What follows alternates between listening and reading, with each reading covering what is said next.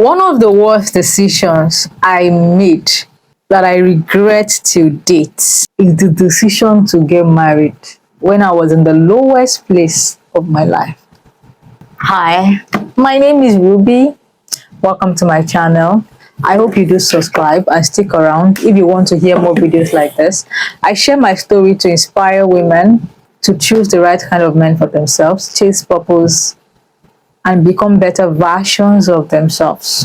I was in a very low place and it looked like there was no hope, and I was battered and bruised. I was tired though, I can't lie. The problem was that I didn't have hope and I could not see the road. I couldn't see the way elsewhere. And so I thought to myself, there's this guy that has been disturbing me for a while. Let me just say yes to him and become somebody's burden. I can't lie to myself. I knew that I was not making that decision from a right point of view.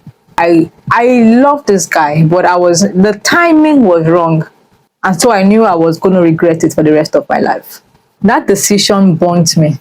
But this is the point. This is the lesson I learned, because I realized that it wasn't just me.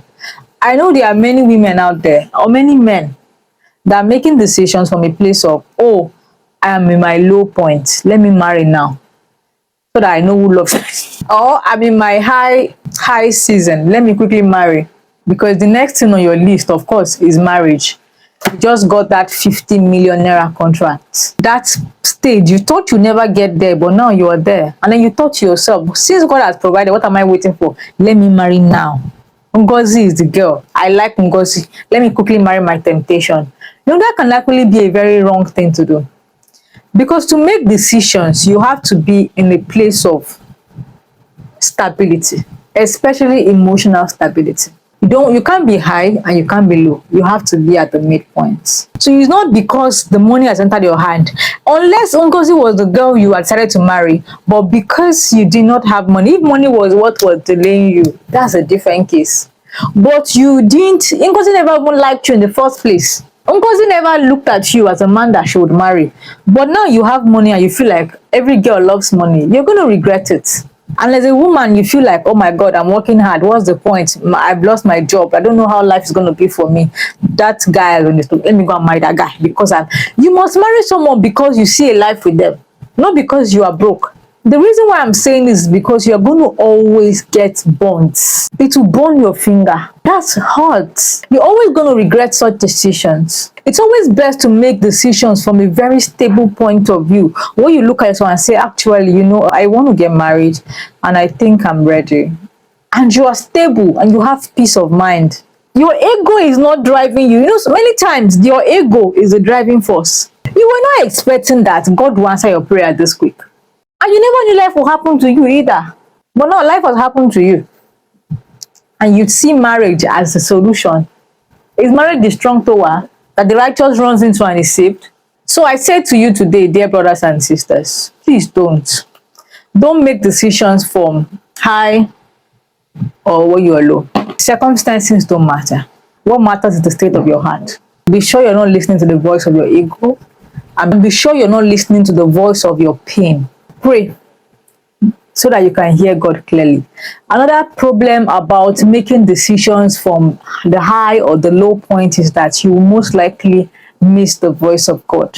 The Bible said, if you come to me with an idol in your heart, I would answer you according to the idol in your heart. So you've already made up your mind, like, God, I don't think you want to make a way for me in this decision. I've been there. I did not see hope. I didn't even bother waiting for God. I put matters into my own hands. Let me solve my problem. And it burnt me. I thank God for mercies.